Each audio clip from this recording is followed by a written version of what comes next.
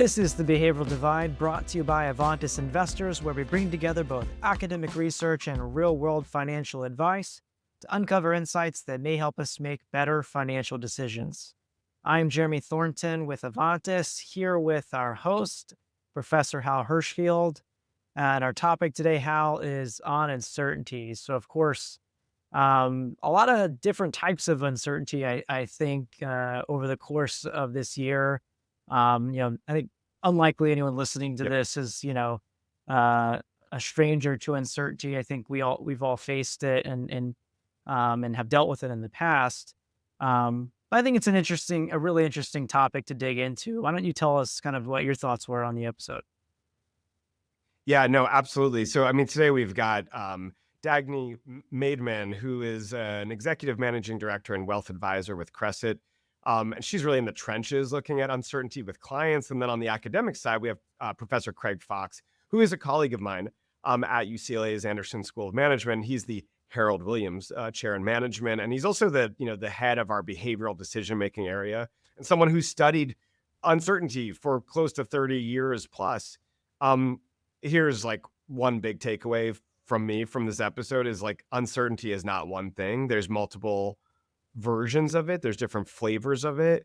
Not only whether something is knowable or random, which is something that, Craig and Dagny both really get into, but also the idea that we can have uncertainty, the decision that we're making has uncertainty baked into it. And then we can be certain or uncertain about the decision we're making. And I think distinguishing things in that way really helps shine a light on like, what can we do about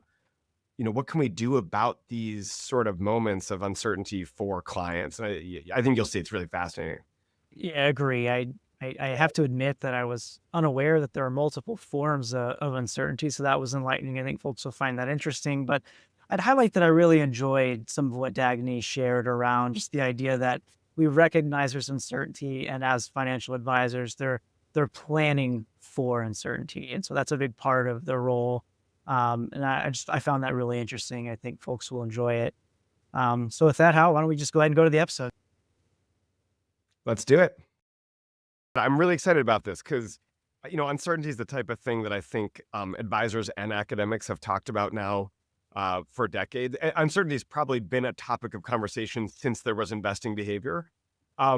But what I'm really looking forward to today is to really jump into the nuance and to the cutting edge. Craig, like Jeremy said, there's no better person to do this. You have done some of the foremost research on uncertainty over the last, I'll say 3+ decades, maybe. Dagny, you're in the trenches dealing with uncertainty with your clients and figuring out how things have changed over time and what to do about it. So I'm going to just jump in here. And let me say again, thank you both for being here. I'm really appreciative of you taking the time. Craig. Great to be here. Thank you. Yeah, great to be here. You got it. Craig, so I'm going to start with the assumption that everybody has a good sense of what we mean when we say uncertainty. But let me ask. Do you really? well, okay, good. Certain? That's a great point. But let me ask this. Is uncertainty one thing?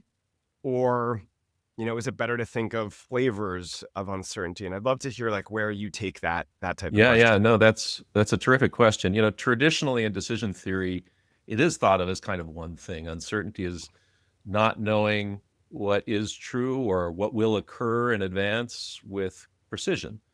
But in our research, we found actually that subjectively, intuitively, people distinguish uncertainty along really two dimensions. Okay. The first is knowable uncertainty or epistemic uncertainty. This is uncertainty I attribute to gaps in my knowledge or information or skill. Think of like an answer to a trivia game, what's longer, the Amazon or the Nile? People may think it's the Amazon, but not be completely sure, right? And the second dimension is random or aleatory uncertainty. Think of that as not knowing in advance what side a dice is going to land on before you roll it. And we find that people, this is important distinction to people because, for instance, you get more credit for being right and blame for being wrong when you're trying to predict knowable uncertainty. So think about like the game Who Wants to Be a Millionaire, right? Where you only have a chance to make a fool of yourself in front of millions, and people tend to be fairly conservative. Whereas aleatory or random uncertainty is just about luck. If I guess the roll of the die, I was lucky. So think of the game like Deal or No Deal, where the money is, which suitcase. You kind of get rewarded Mhm. for your boldness there. And what's interesting is that most real world uncertainty is sort of a blend of the two. Like, think of the weather forecaster who's predicting the path of a hurricane a couple of weeks out before it lands. That's sort of a mixture of partly knowable. There's some modeling based on the science of meteorology, and there's also some inherent randomness or jitter that you see. A weather forecaster Yeah. could be both smart and lucky if they nail exactly where it's going to land. And it's true of all kinds of uncertainty, like what's going to happen in the Middle East is a combination of knowable and random factors. Right. Okay, this is great. And I'm going to drill down on that in just a minute. But before I do, Dagny, let me ask you this just to set the stage. Like, when do you see uncertainty arise for your clients? And, here's the question is like, are there reliable antecedents of it? And then we'll go from there to sort of like dig in more to what Craig's talking about, but the knowable and the random uncertainty. Uncertainty is just always pervasive for Okay. clients in investing. And in fact, if it's not pervasive, I am usually spending time explaining to them that it is pervasive. Yeah. And so what they think they know, they may not know, and sharing some reasons why they could be wrong, which is why, of course, we diversified. You don't need to get over diversified, but Right. after many years of doing this, I've definitely come more to the conclusion that then when I was younger in the business and I actually thought that we could control certain things, I've realized like there is more uncertainty driving market outcomes than I would have expected as a young advisor. Okay. So, I mean, speaking of that, and I think that's a really good jumping off point then, Craig, I'm wondering if you can talk a little bit more about how the different types of uncertainty, the knowable versus random, how those impact clients when making, let's call it everyday financial decisions. Yeah, actually, that's a topic we've started to research recently. And we found that there are individual differences in how people see the market Okay. between the knowable versus the random. Think of the knowable like Benjamin Graham, Warren Buffett, this view that if I have the right information and the right model, I can kind of predict what companies are going to be worth. Compared to, on the other side, the random is like the Burt Malkiel, the random walk down Wall Street, or the efficient market theorist. And of course, these are not mutually exclusive. You could see it as a blend of both. Interestingly, when we surveyed participants in a retirement advisor university program that I teach in at UCLA, we found that retirement advisors tend to see more of the randomness in the market and less of the knowability. But it turns out that lay investors tend to see both elements of both. Huh. And the reason this is important is we also find that it has implications for how people manage their uncertainty. Because if you see uncertainty as knowable, guess what? You're more likely to have hired a financial advisor.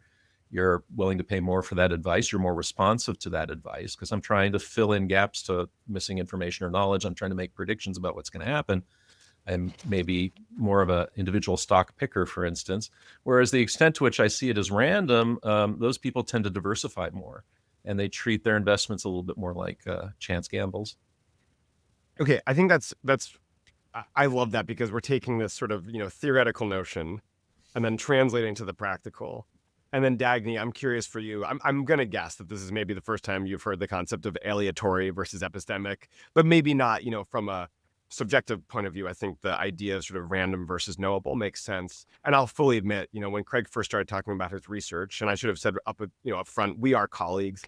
I hadn't heard these terms before, but all of a sudden it really helps shine a light on, the different types of uncertainty and the idea that there are different flavors here.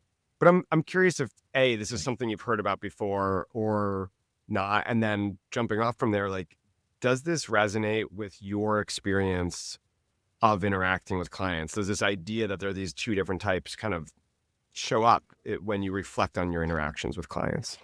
I think so. I had not heard the words before the podcast, but I think of and as we talk to clients, when you're looking at very long terms, I think we think of uncertainty as something, there's more predictability the more time that you have. So the Okay. range of returns 20 years from now for equity is much smaller than the range of returns next year. So I think one of the ways and then any, in any asset allocation exercise where you're using modeling, you're talking about with the client about standard deviation and expected returns. And as you're working through that, you're kind of talking about what I think is it the epistemic or the aleatory? That there's a range of potential outcomes. Yeah, but I think that's right, that longer time horizons allow you to kind of cut through the aleatory uncertainty, average over it. We find, for instance, when people are in the position of evaluating somebody else who's making decisions, the more they see it as a predictable, knowable task, the more they want to give, performance-based pay to people. But the more randomness they see, the more they want to have a longer time horizon before they evaluate. So it's a way of kind of cutting through the noise. Yeah. But then there's stuff where people just don't know, and they know they don't know, and they would like further information, and we may have expertise where we can add some value. And the way this is playing out, I think, in advice is you know less about what's going to happen in the market, but you know more about taxes and fees. So you can specifically work to enhance after-tax returns and improve.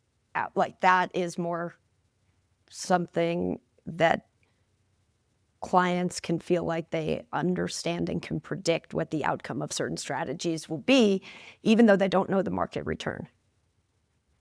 One of the things that I'm wondering if we'll get to, and maybe we can kind of keep this in the back of our minds, is it may be the case that you talk about some of these concepts on some sort of, implicit level, but giving a name to it, there's knowable uncertainty and then there's random.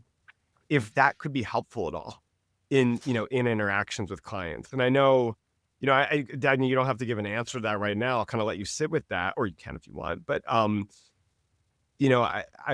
just thinking that, of course, this already exists in some ways. Like you said, you called it out, time horizons kind of intersect with these types of uncertainty, and Craig backed that up with the research. But it might, I'm curious if it might resonate with a client more. I think so. I think it would just be a way to explain something we are talking about anyway. Yeah. For example, with geopolitical things are really not knowable. Whereas even they're not knowable even over long time horizons, right? When I started, Czechoslovakia was a country, and now, it's not. Who knows what that'll be 30 years from now. Right. Which different than, I think there's enough academic research on kind of market-based returns for what to expect from fixed income if you're broadly diversified, or equity if you're broadly diversified. So we do think about these things. The knowable, what you think is knowable, and I would put that in quotes because I'm not sure it's knowable even when you think it's knowable, but that could be a whole subject of discussion. Yeah, we haven't even gotten into metacognition. That is what we know about what we know and what's knowable and what isn't, but that's a really important topic. But it can affect how you put money to work. So I do think there is both there. But I am going to say again, mostly, I think, at least for me, when I was more of a junior advisor, I thought I knew more. I thought more was epistemic. What did you say? Yeah, that's right. And then over time, I've recognized the aleatory aspects of this uncertainty. Yeah, we all carry with us sort of a bias to see the world as a little bit more knowable, and especially to us, than it really is. Yeah. It's a little bit scary to acknowledge the fact that there are limits to what we know and limits to what are predictable. It's threatening, right? So with greater wisdom comes a willingness to acknowledge greater uncertainty and limits to what you can control and predict. Well, Craig, you're bringing up a great point that, you said it, we all carry that to some degree. And I think Dagny's pointing out something that, with wisdom, it's like, I can recall being in my 20s and thinking so much of the world was knowable and controllable. Now it's like I feel wiser because I know that it's not. But I'm wondering if it's not just age, but if there's also, Craig, like differences between people. And I'm curious what the research suggests or says about individual differences in the tolerance of uncertainty, and what you're going to say about that. Well, I guess you could take it on both of these dimensions with respect to what's called risk or pure chance, pure random uncertainty. We know that there are some individual differences that are predictable. For instance, it won't surprise you to learn that, well, we'll do a quiz. Who do you think are more risk tolerant, men or women? Men. No. Yes, men. Yeah. Men. That's exactly right. Everybody says that, and everybody's right. Younger adults or older adults? Younger. Yeah, younger adults. Absolutely. As people get into adulthood, they get more risk tolerant, and then slowly the risk tolerance tends to go down over time. So there's some those are the big individual differences that you see in all the studies.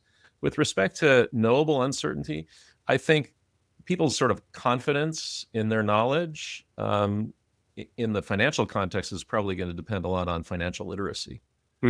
Right? So the more literate I am, the more comfortable I am talking about financial concepts, and the less epistemic uncertainty I experience when facing a decision.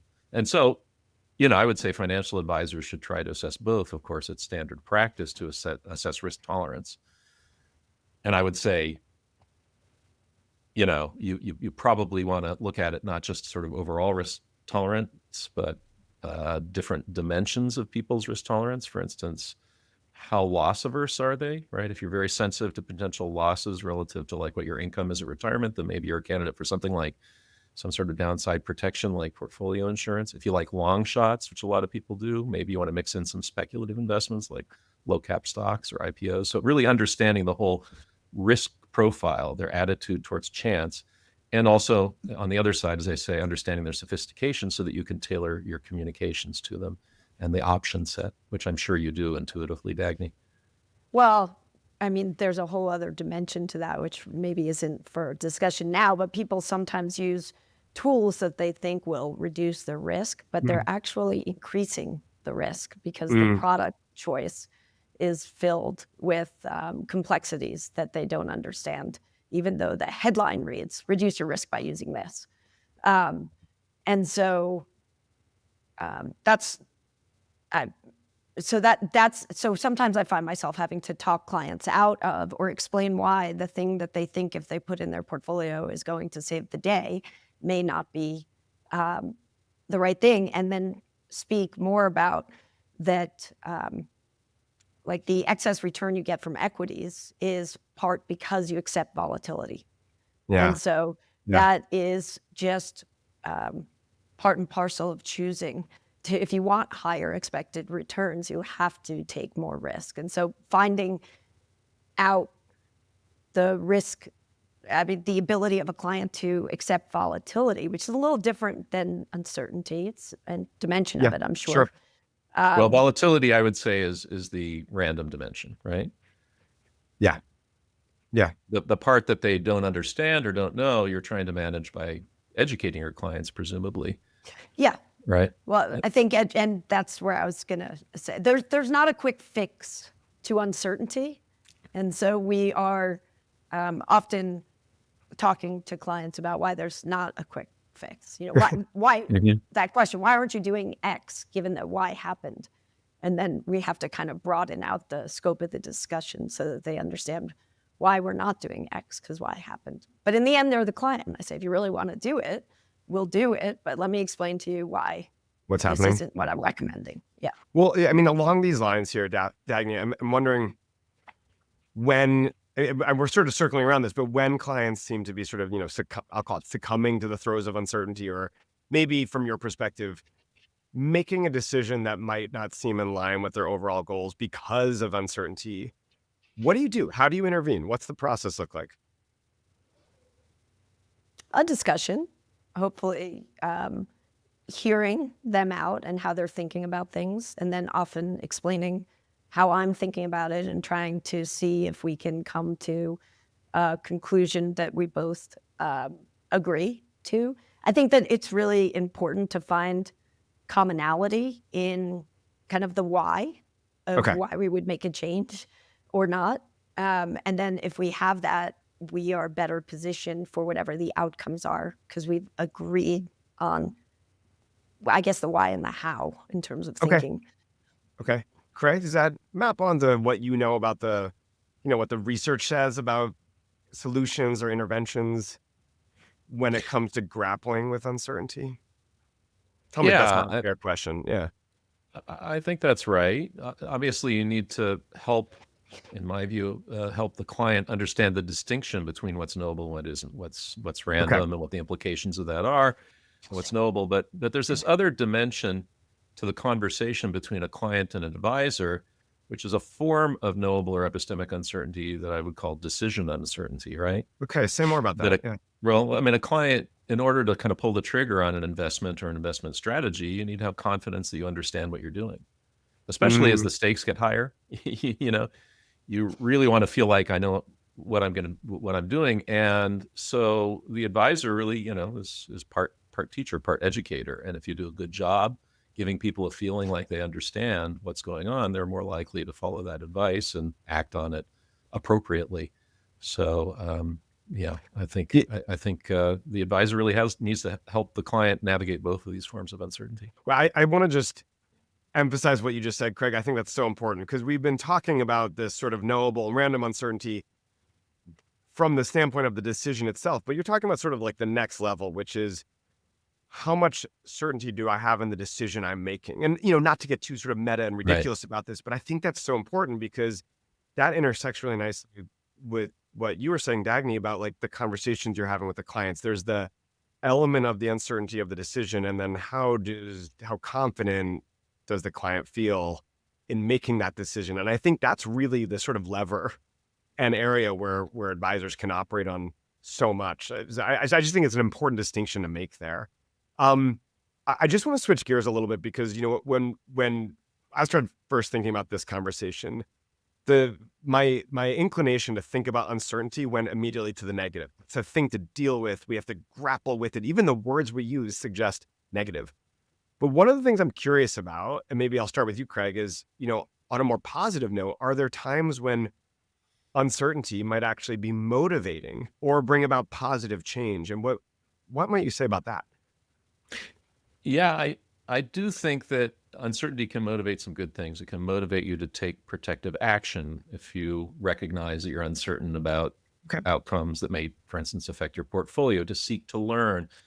It can promote an openness to new ideas. I mean, for instance, I think I alluded to this earlier. We carry with us this illusion of understanding more than we actually do. For instance, if you ask people, how well do you understand how a ballpoint pen works or a helicopter, people overestimate until you hold their feet to the fire and ask them, okay, well, draw a diagram and explain it. And then they're like, oh yeah, gosh, I don't actually understand it. So the epistemic uncertainty, creating that can engender a little bit more intellectual humility, which can be a good thing. If you do it gently, you don't want to, freak somebody out so that they don't even want to talk to you or invest at all. But just to give you a sense of how this plays out in one context, I was doing a study a few years back with our friend Phil Fernbach and Steve Sloman and Todd Rogers. Those guys, we did it in the context of political extremism. And we found that when you ask people what they thought of policies that are politically charged, like what do you think about cap and trade for reducing carbon emissions or whatever it was, people, tended to act as if they understood those things more than they actually did. And if we just merely prompted them to reflect on, okay, well, how does that policy work exactly? Trace a line between the policy and its consequences, we exposed people to the fact that they didn't really get it as much as they thought they did. And in fact, we made them less extreme in their subsequent political stands on issues. So, by that same token, I think across a wide variety of domains, having a little bit of uncertainty to the extent that it engenders intellectual humility can be actually quite productive. I love that. I mean, I'm also just reflecting on being a parent. There's nothing more humbling than having your kids ask you to try to explain something. Right. Make you so quickly realize how much you don't know something. Dagny, is that something that you do? Do you sort of, try to walk through, your client's understanding of something? Do you ever ask that? Or if not, might you consider doing so? Not as a way to humble them per se, right? And I'm not saying that, but as a way to sort of like just get, start the, oh, I think I know something about X product.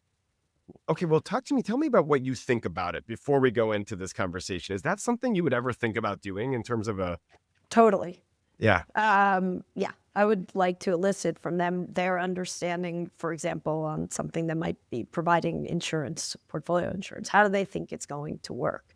yeah, Hear them explain it, and then maybe take some time to explain how we think it will actually work, but really how it is. There's just a few inputs that could completely change the outcome of what the expected performance of that product is. And so, Yep. again, you're almost pulling them back to some amount yeah, of uncertainty. yeah, But it doesn't mean that you can't plan, because you can plan a portfolio knowing that you don't always know. And so when we use like asset allocation models and stuff, we usually say, look, this is like 30% of the input. Common sense is another 30% of the input.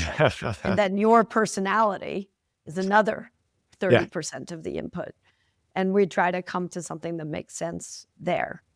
I love that. I love that you can still plan knowing that there are things you don't know is a great, I'm not sure I'd make it into a t-shirt per se, but I think it's a great statement. Okay. Last questions, just rapid fire here in really staying true to the notion of sort of bridging the, the divide here. Craig, is there anything that you want Dagny and other advisors to know from the research side that we haven't come up with yet? And this is truly meant to be rapid fire. Oh, well, I don't know how rapid I can be. I'm a professor after all. So, but I would say two things. One, along the lines of what we were talking about with decision uncertainty, it's equally important to the content of the advice that advisors provide is how well the client understands it. And I think a lot of advisors, especially novice advisors, don't understand that. Maybe they're a little bit insecure about, and they want to kind of sell themselves by showing, ostentatiously how, all this arcane knowledge that they have. But what happens is that ends up discouraging a client from actually following through. It enhances people's decision uncertainty if they feel like there's somebody who knows something much better than I do. In fact, in our research, we find how well I understand something, my subjective degree of understanding, is more important even than my risk tolerance in determining what kinds of investments I pursue. So really focusing on clarity and understanding and making it no more complicated than it needs to be for the client is really important. You're partly an educator, and you need to engender a little bit more trust as well. The second thing I would say is that people have a notoriously difficult time making decisions about how they're going to, balance their portfolio, because our brains aren't built for that math. And of course, there are financial models that can help us do that better. We like to diversify, but we do it in very weird, inconsistent ways. So I think it's better to assess people's risk profiles and match them to a kind of a whole portfolio approach to solving that problem than lead most clients, by the nose, decision by decision by decision necessarily, right? Is to That's sort great. of backfill what's the best solution for addressing your overall interests and preferences rather than trying to guide them on the micro level. That's Those great. are two things I think that follow from a lot of the Yeah. research I've been involved in. Dagny, anything you want Craig and other researchers like me to know, or anything you want us to, even study more that it doesn't seem like we are? First of all, I think some things that Craig just said are super important, and just want to mention that I think one of the thing also with training younger advisors is to ask them to explain to you what it is that they're going to explain to the client.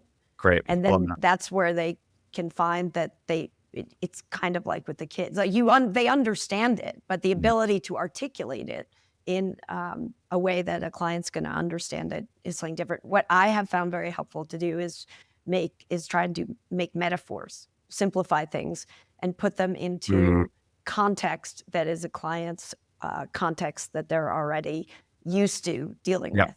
Yep. But on what can one of the on what professors or the academic research can do, I think the sort of psychology would be helpful, of like how to help manage a client through periods of sometimes sort of the inability to make a decision because they're not sure. Yeah. So perhaps there is a lot of research on that, but it's not something that I've looked at, and it's certainly something that comes up with clients. I think we do our best to guide through it, but I can think of a variety of research on,